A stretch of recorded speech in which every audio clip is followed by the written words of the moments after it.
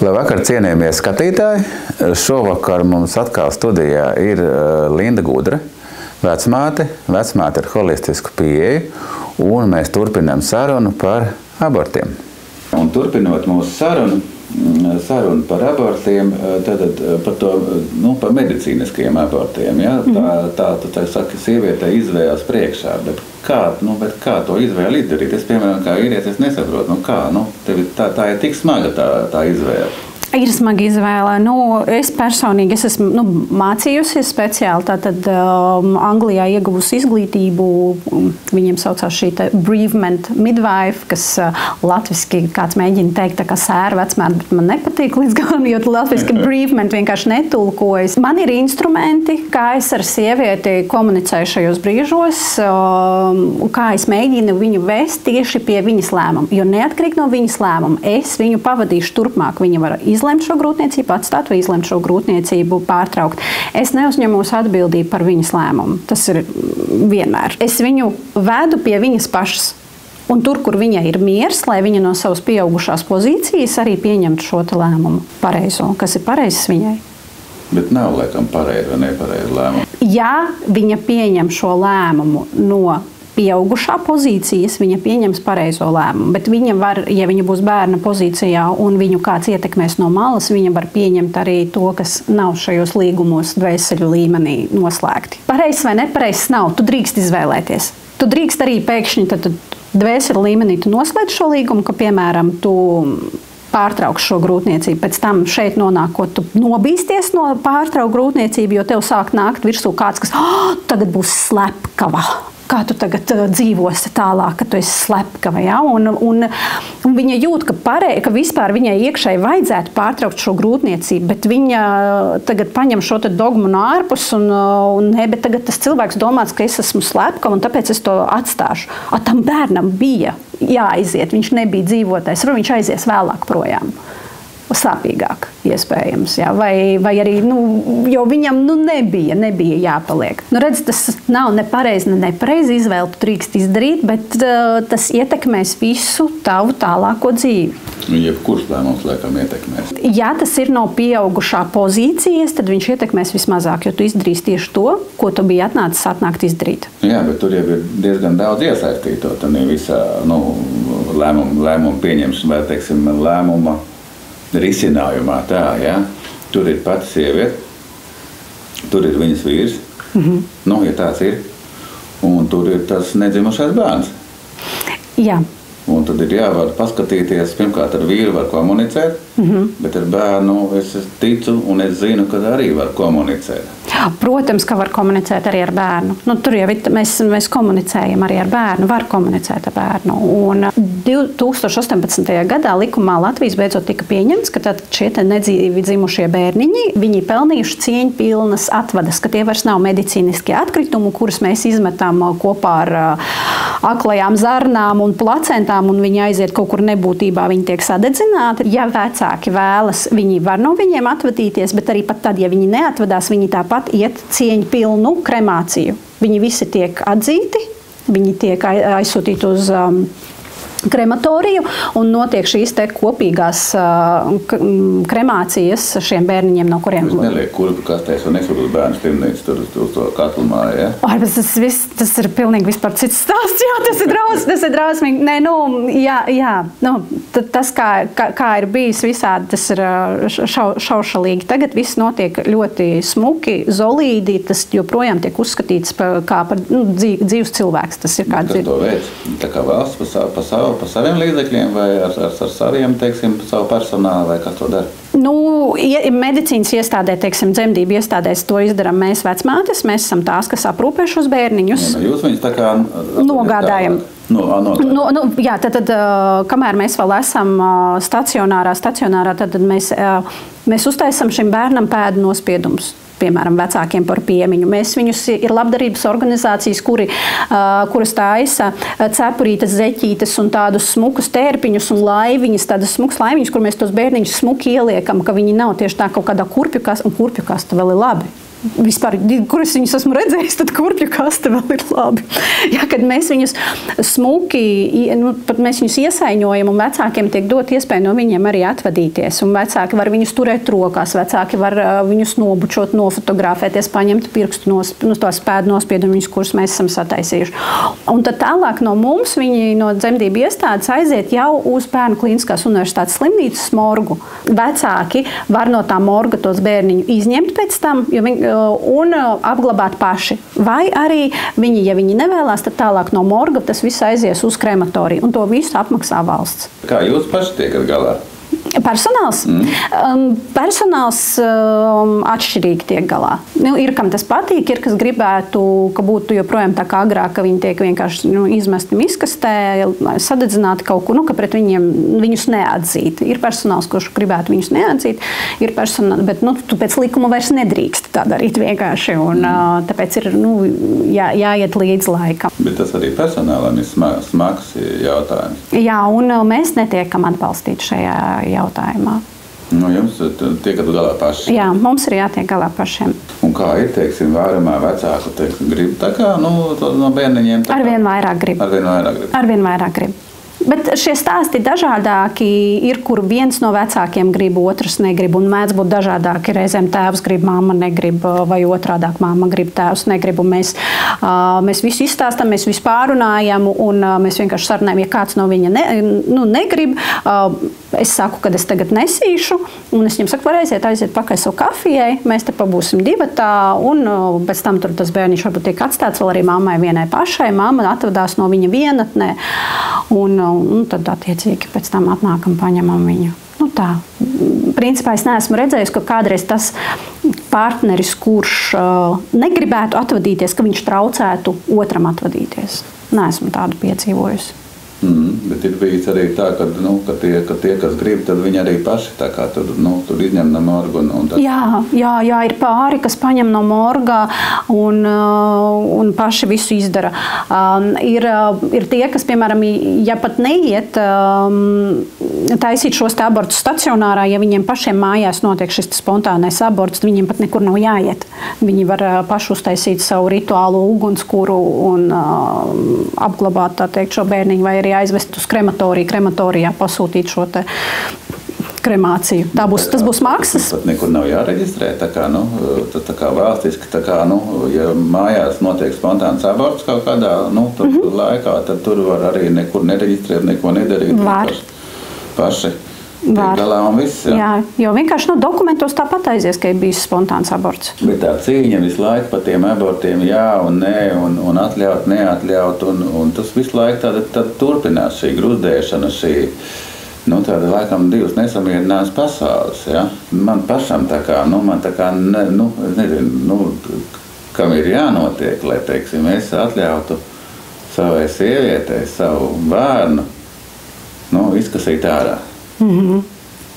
Kas vispār notiek cilvēku galvā tajā brīdī? Kāpēc tā notiek? Es nevaru tev atbildēt par visiem cilvēkiem, kas notiek cilvēku galvās. Kas ir tās idejas, kāpēc vispār to par tiem abortiem? Idejas, kāpēc? Principā jau pats saproti, tu minēji par to, ja, ka varētu, šo sievieti var pārgulēt, viņa jau ir foršiņa. Ja tu uzskati, ka viņi ir foršiņi, tad apreci viņu, tad tu viņu visticamāk mīli.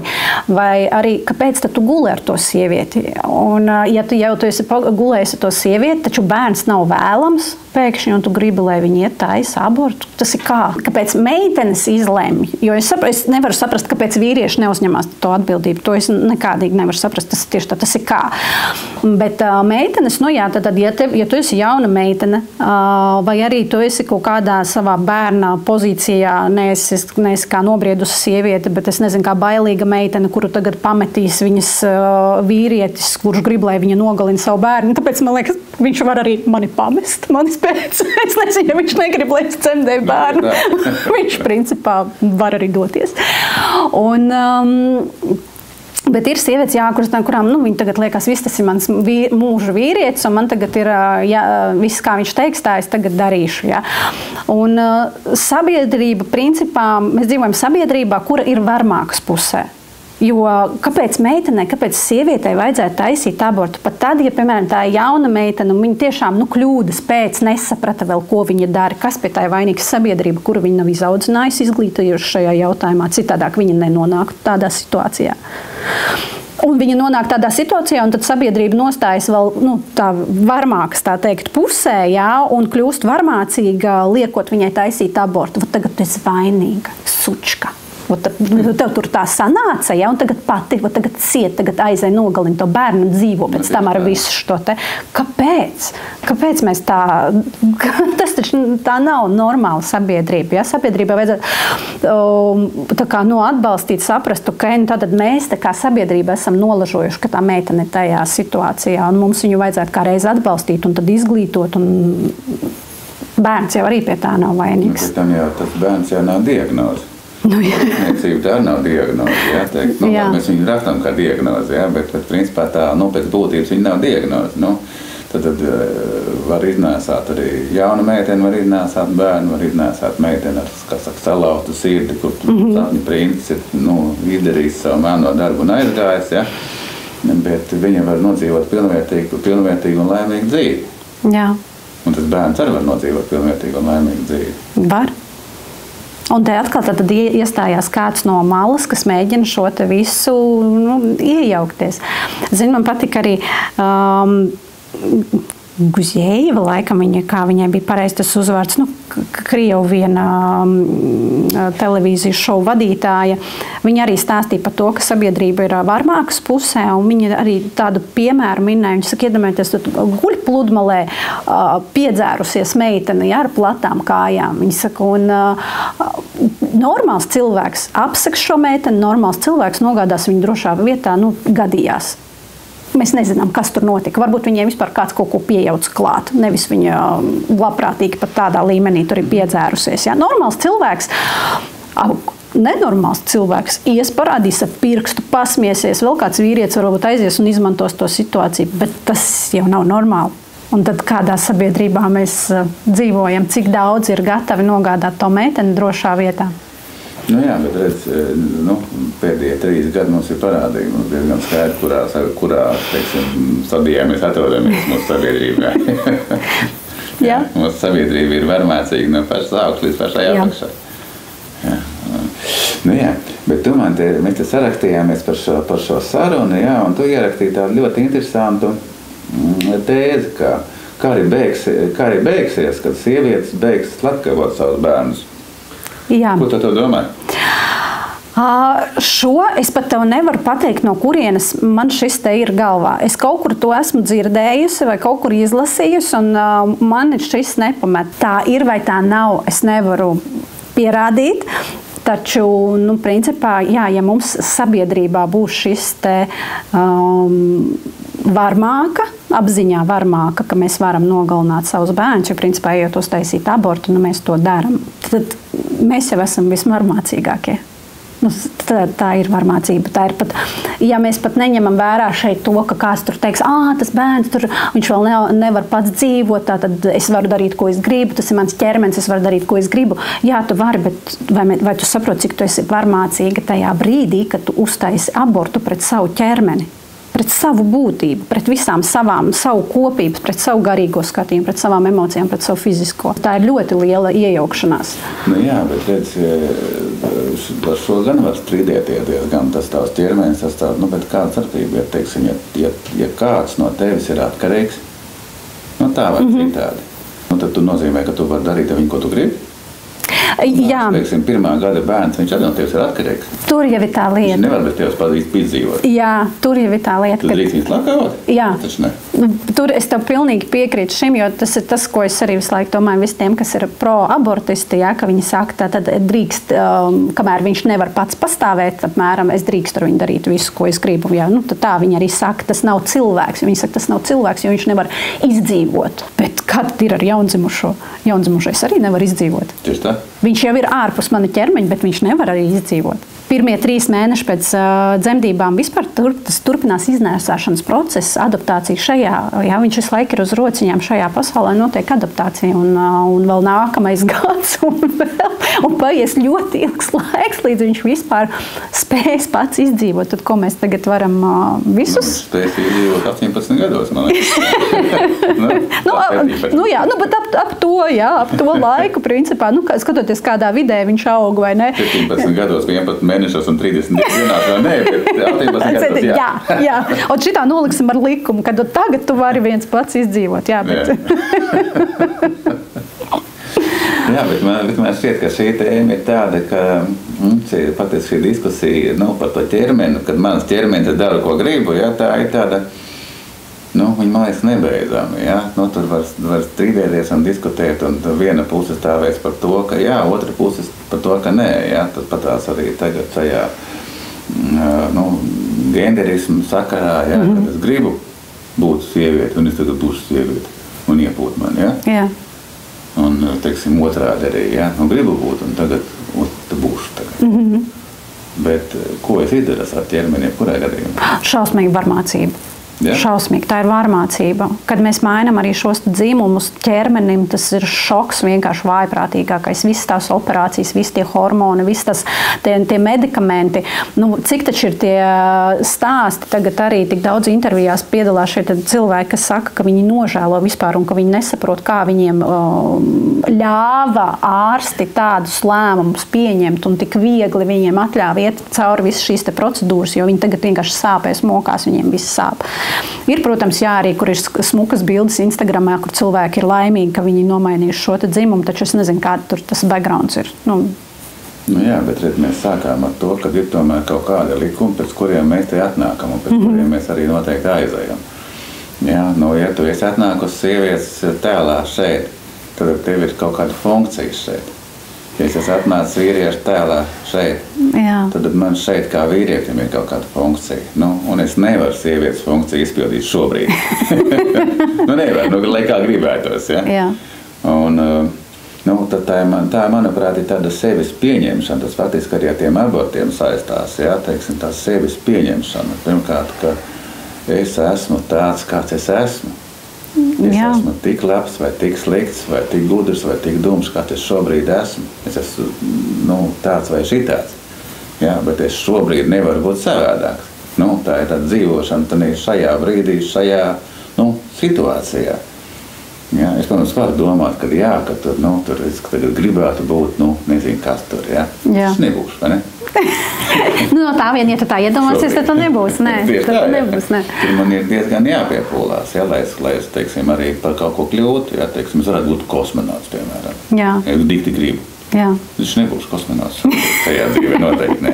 Nē, bet tu paspēlēt kosmonautu, tu drīksti. Kāpēc? Tas ir tāds, ja tu nedodarot sev ļaunu, tieši tā, paspēlēties jau tu drīkst. Tāpat arī tie, kad vēl netaisīt, teiksim, tās smagās operācijas, bija taču transvestīti, teiksim, jā. Viņam gribās pabūt tajā sievietes tēlā. Viņš tur apģērbjās, aiziet ar saviem vienisprātis cilvēkiem, jā. Viņi paspēlē tās lomas, un viņš dabūna apmierinās, jā, bet pēc tam viņš saprot, kas viņš tomēr ir, un viņam negribās viņam pavisam kļūt par sievieti. Viņam pietiek vienkārši paspēlēt to lomu. Uzliet augstu. Jā, arī sievietēm, kuras sajūt, ka viņas ir vairāk tādas vīrišķīgas, arī patīk uzvilkt uzvalkus, paņemt kaut kādu cigāru, tagad sajusties, paspēlēt tās lomas. Taču jautri. Bet kā ir ar tiem bērniem? Oi. Jā, tas ir viss, saku, no tām pozīcijām. Tomēr mēs nevar bērns pieņemt tādus lēmumus. Nevar bērns pieņemt tādus lēmumus. Tas pats, ja viņš nevar iet balsot, viņš nevar nopirkt alkoholu, viņš nevar nopirkt, kamēr viņš nav sasniedzis pilngadību, bet tāpat laikā 9-8 gados viņš var izdomāt, ka viņš grib mainīt dzimumu.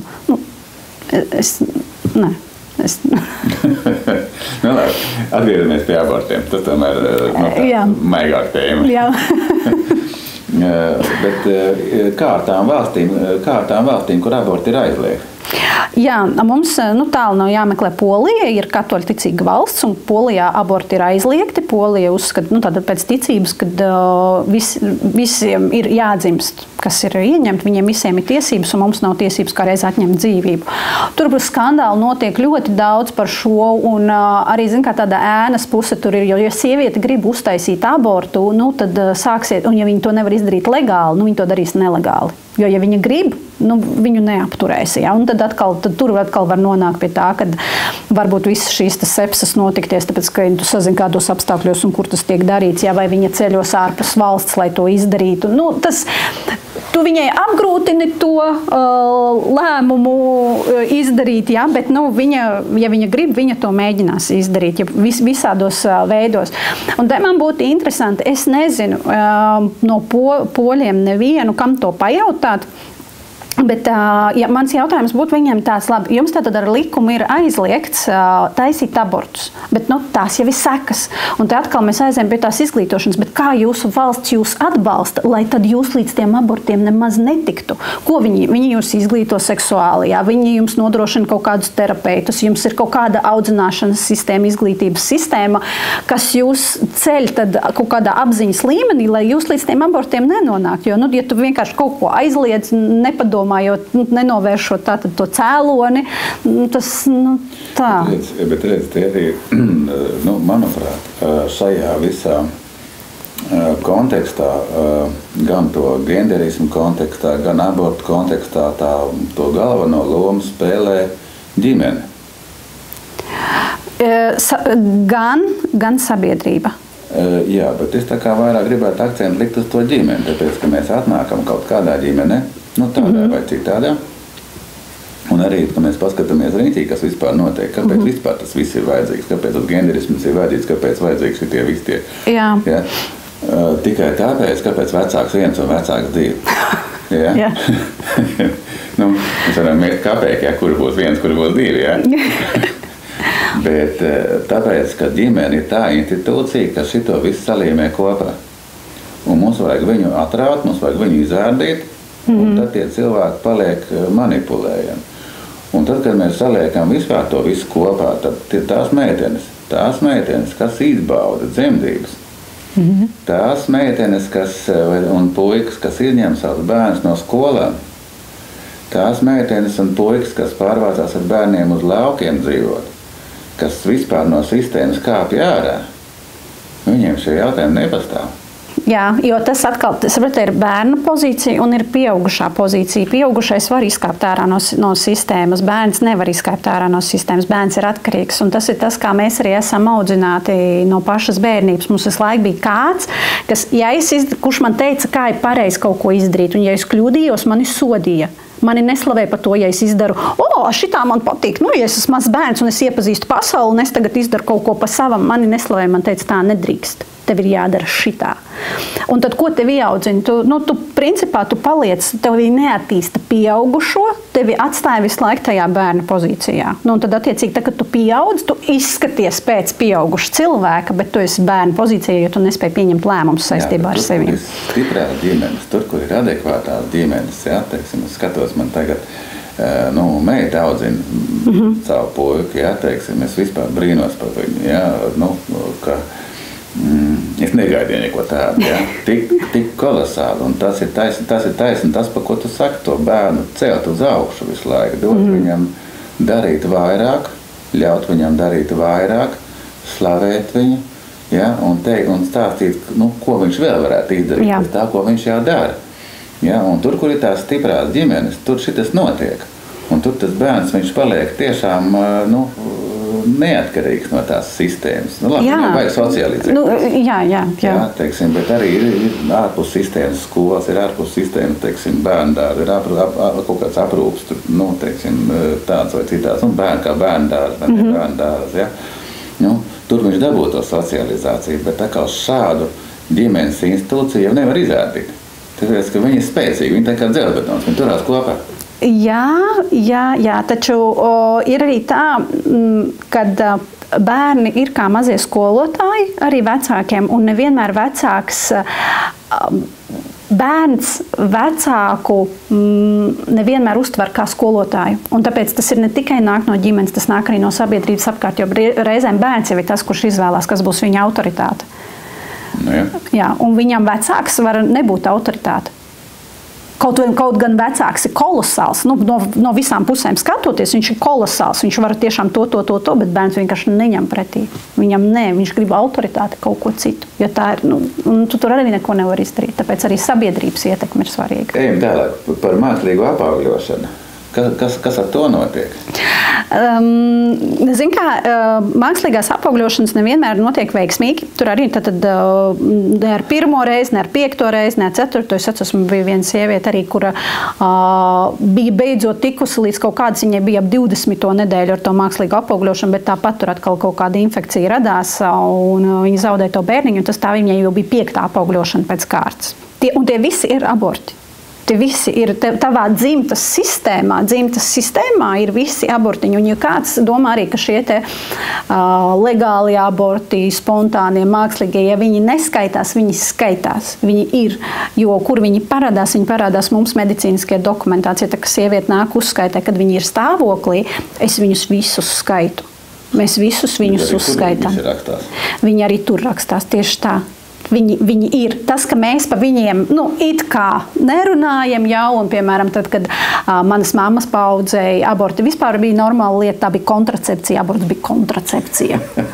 Kas man vispār liekas kaut kas, un toreiz anestēzijas vēl nebija. Viņas skrāpēja ārā tās dzemdes, plēsa vaļā tos dzemdes kaklus bez anestēzijas.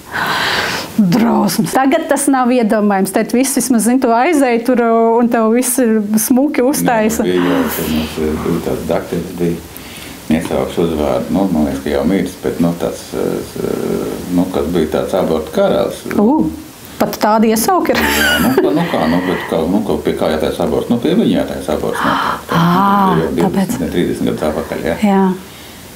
Tad pie viņa tur meitenes nāca strīpā, viņš man liekas tik uz to vien specializējās. Pasties kāds, redz, malacis, katram savs. Viņš pat ir abortu karalis, viņš ir karalis.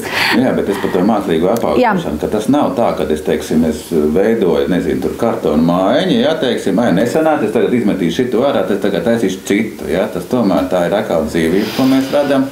Tā ir vardarbība pret ķermeni. Tā ir vardarbība pret ķermeni, jo visi tie medikamenti, kamēr mēs nonākam lai paņemtu šos paraugus, lai mēs nonāktu līdz tam, ka mēs viņus varam iestādīt ķermenis, pret viņu tiek ļoti vardarbīgi izturēts. Viņš ir, jā, un viss tā hormonālā un medikamentozā terapija, visa, kas tur iet, ķermenim tas ir šoks. Un atkal, kā tas atspēlēsies vai neatspēlēsies, tas ir cits jautājums, un ja mēs paskatāmies to statistiku, te gan ir mazliet statistika. Tāda viņa nav zinātniski pierādīta, bet ir tā, ka tu var redzēt, ka pēc tam atspēlējās. Kas tas saka? Principā viena no tādām izteiktākajām, pamanāmākajām sakām ir vēzis. Tas ir dzemdes kakla vēzis. Ne tikai. Ja mēs skatāmies no šīs dzimtas sistēmas puses, tad tu nevari palikt pati stāvoklī. Tu esi vesela meitene, tev ir vesels vīrs, tu nepaliec stāvoklī, vai arī krīt ārā tur tie mazulīši. Viss, kas tev ir jādara, tev ir jāiet pie dzimtas un jāsaprot, kas notiek. Tad, ja man fiziski es esmu vesela, tad kas notiek dzimtā, kāpēc mēs negribam turpināt dzimtu? To līniju, vai arī es esmu nenormāli noziegusies kaut kad iepriekš, jo visumā visu laiku ir harmonija, un viņa tiek uzturēta. Ir kaut kāds iemesls, kāpēc tev nav. Varbūt nav vēl tas laiks, varbūt vēl kaut kas, bet cilvēks jau ieciklējās un mēģina būt gudrāks. Es gribu... Man vajag tagad, Man vajag tagad, un mēģina uzlauzt to dzimtas sistēmu, jo principā tas, ko mēs izdaram, mēs uzlaužam dzimtas sistēmu. Es apgāju, uzhakoju, uzhakoju Dievu, uzhakoju dzimtu, un es tagad paliku stāvoklī, bez jūsu atļaujas, man jūs nevajag. Un no dzimtas viedokļa, ja mēs skatāmies, tad viņš nav dzimtā. Tas bērns nav dzimtā. Tur ir jātaisa tad rituāli un visādas citas darbības, lai tas bērns vispār tiktu pieņemts tajā dzimtā un viņš saņemtu to enerģiju.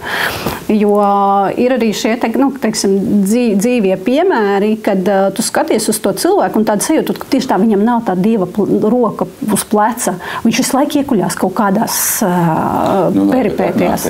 Man ir 2 jaunieši, saka, ka tagad mokās jau 7 gadus, viņi nevar tikt pie tur, un es viņam tagad iedodu savus bumbiņus, un tagad viņš pēkšņi kopsanā nākamo piegājienu, visi notiek. Jā, tad es tagad izdaru ko? Tad es tagad sanāku. Ja viņš paliek pats stāvoklī ar tām bumbiņām, tad iespējams viņiem bija kaut kāda problēma, kuru varēja atrisināt. Nezinu, viņai bija stress, tur vai viņam tur kaut kas, vai nebija kaut kāds elements trūka fiziski. Ja viņa paliks stāvoklī un viņa var piedzemdēt, tas nozīmē, ka dzimta ir apstiprinājusi. Tad faktiski es tā kā tāds katalizētors tajā brīdī strādāju, tā tu saki? Jā, jo tikpat labi no tām bumbiņām varēja nekas nenotikt. Var, jā. Bet, ja notika, tā tad bija kaut kas vajadzīgs, un tu tur varēji kaut ko palīdzēt. Tas ir tāds tikpat labi, es nezinu, viņi var atnākt ar maniem parunāt, un viņa parunā un sakārto savus smadzenes, viņa nostāda savu pozīciju, viņa kļūst par sievieti, viņš par vīrieti, nevis tur kaut kāds māsa ar brāli, piemēram. Izmainam pozīciju, jā, un mēs varam palikt. Bet tas, kad viņi paliek paši, nevis kad jau no ārpuses kaut ko brutāli ieliec iekšā, tur ir citādāk. Un viņus visus arī ir jāskaita. Jā, protams. Un nemaz nav tik vienkārši. Bet mēs dzīvojam tādā laikmetā, ka tas viss ir iespējams, un mēs varam, un te ir spēle, mēs varam to visu darīt. Viņi var eksperimentēt, viņi var to visu darīt. Ir atļauts, cik ilgi, nezinu. Ko tā? Paldies, Liena. Manuprāt, man personīgi tas bija ļoti vērtīgi, to visu dzirdēt. Es ceru, ka arī skatītājiem būs kas no šīs sarunas būs izlobāms un kaut ko varēs ņemt vērā. Un tas, ko es gribēju teikt, ka